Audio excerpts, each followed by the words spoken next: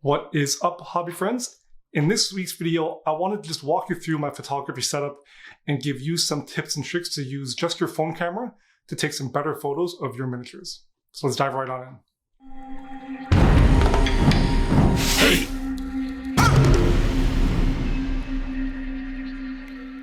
So this is the setup that I use to take photographs. It's pretty simple. Basically, it's my phone camera on a tripod. And then I have a pair of IKEA lamps. These are fairly inexpensive. They're, I think, about $15 or $20 each. And I have the two of them mounted onto the wall so that I can articulate them very easily within the space, getting close in or further away depending on the size and quantity of models. The bulbs that I have in them, they're from Home Depot, and they're not your typical room lights. So these are 5,000 Kelvin, so they're white lights, LED. And then their lumens is 1600. So your average room light tends to be about 600 to 800 lumens. So at almost double or higher of the average room light, these are fairly intense bulbs, very, very bright. I also have the same bulbs and lamps, 3 of them, mounted over my painting station. And then I have 4 of them in the ceiling light of the room. So that means that the room is fairly bright with that clean white light that I want. Typically when I'm photographing my models, I'll have the room light and then the pair of them focusing on the model. And that's basically to eliminate any sort of cast shadow or darkness on the model. The 2 lamps mounted directly over the photo station will be shining directly on the model. And depending on your personal preference of how close you need to get, you can get some wax paper or some tracing paper to act as a filter to knock back the strength of the light. And then what I typically do is I take this 3rd lamp from my painting station and I angle it facing the backdrop on the back. And what that will do is that'll have some bounce light, some reflected light bouncing into the back of the model. It'll help eliminate shadows from here and then eliminate shadows coming in from the back. And in this way, we're getting as clean a photo as possible. The backdrop itself is pretty much down to your personal preference. I've had this one for probably about 10, 15 years. And this is just a cheap O image I found off of Google and printed on a 24 by 36 sheet. It is getting quite old, worn, and crinkled from use. So I do need to replace it. I do have a cloth one that's a sort of a neutral gray pattern, but I haven't had time to reorganize and remount it yet. I've been a bit busy with commissions, so that's probably going to be my goal within the next few weeks. You can use anything you want in the background. You can use a white sheet, you can use a black sheet, dark, light gray. Each one has its pros and cons, and it really depends on your personal preference and also the type of camera you're using and how easily it focuses on your object you're trying to photograph, depending on the colored background. I have noticed that, and I'm using the Samsung Galaxy S10 Plus. This one tends to take poor photos when the background is pure white and pure black. And I've experimented with both. And so I found that having a neutral, either a gray or some sort of neutral color pattern background works better for taking photographs, and it really gives the photos a lot more punch and color accuracy.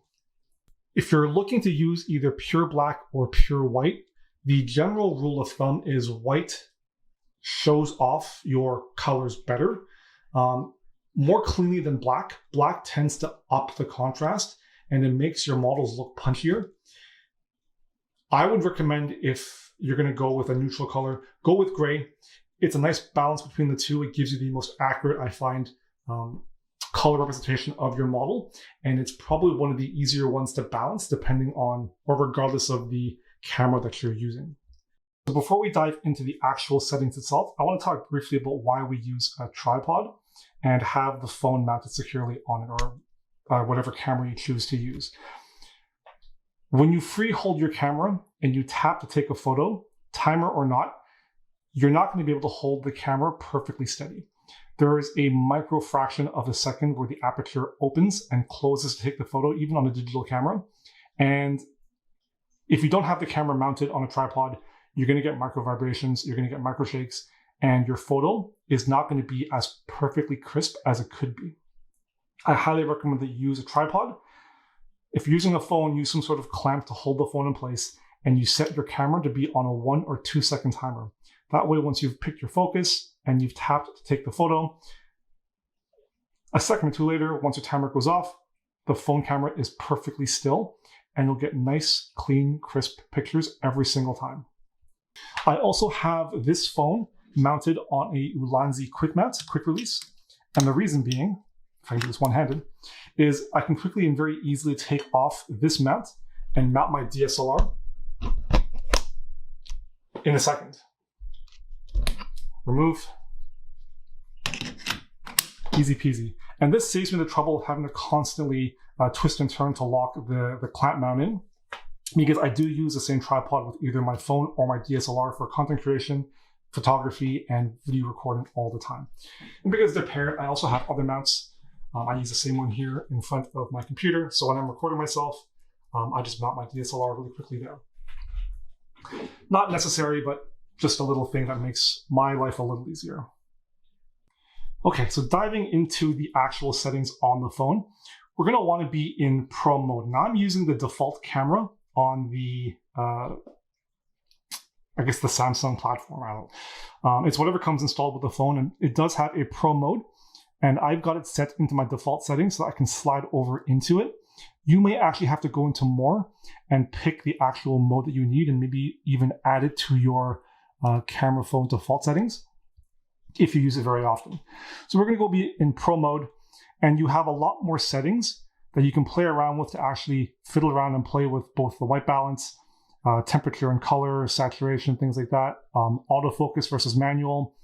You can choose actually if we're going to be focusing on the center or multi-focus. I typically do a focus lock in the center.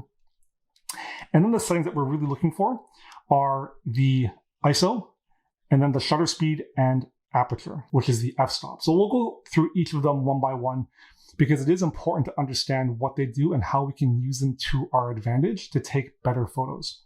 So the first one is ISO. Now, ISO stands for the International Standard of something, something, something. We don't really care. All we know is that ISO allows us to increase or decrease the brightness of our photos. Tap it and it gives us a sliding scale that we can go up higher and lower. And you can see that the higher we go, the brighter it gets. Now, ISO is really, really good to increase a brightness of a photo very easily, but the downside is the brighter we go, the more noise and artifacting we get.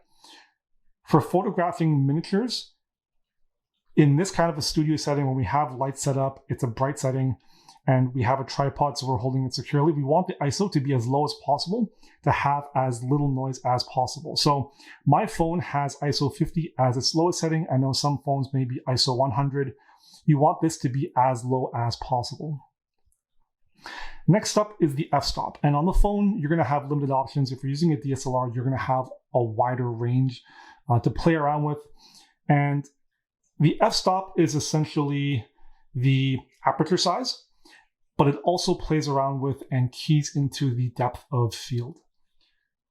The aperture size dictates how much light is being let in whenever the shutter is open. So if you think about a camera lens as a whole, okay, combination of the aperture size and the shutter speed dictates how much light is being let in and being captured by the camera for the photograph.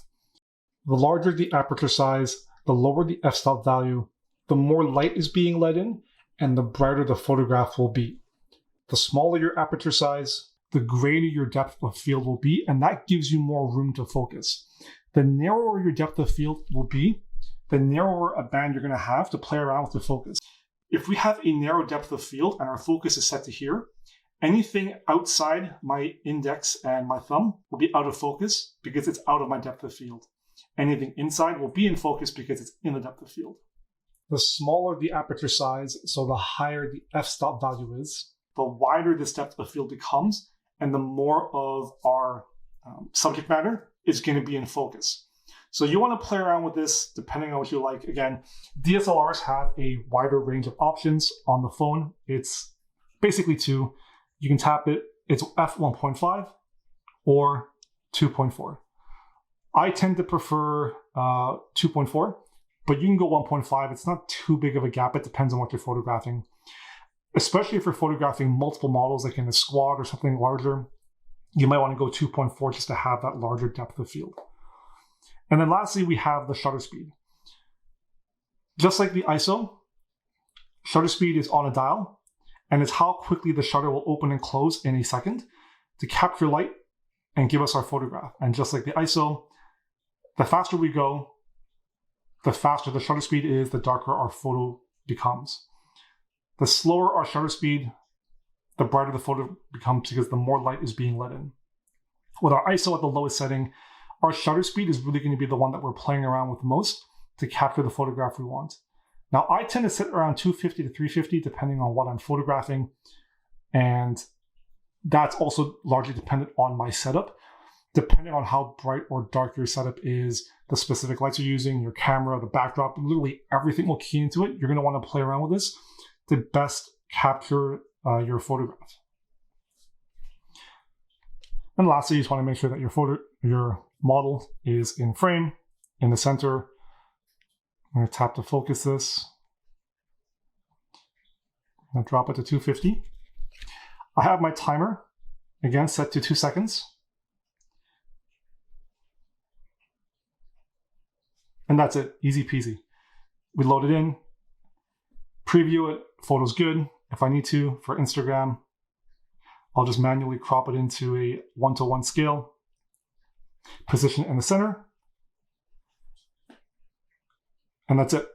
That's how easy it is to take good professional quality photos with just a phone camera.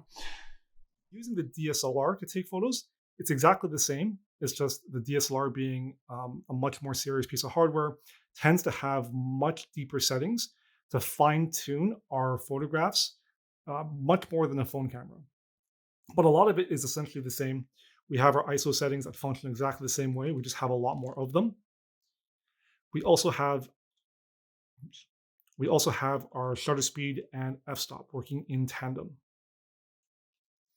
And then on the DSLR, we also have options to manually set the exposure, brighten and close. And I'm still learning the ins and outs of this DSLR, so I don't know all the buttons like I really should, but I know the basics enough to work this camera, much like my phone camera as well. And lastly, plinths. This isn't really a mandatory option. You can photograph your models without using plinths, and that's perfectly okay. You have them on the base of your photography background. My only issue with this is it tends to not look quite as good because we're seeing the perspective of the photograph.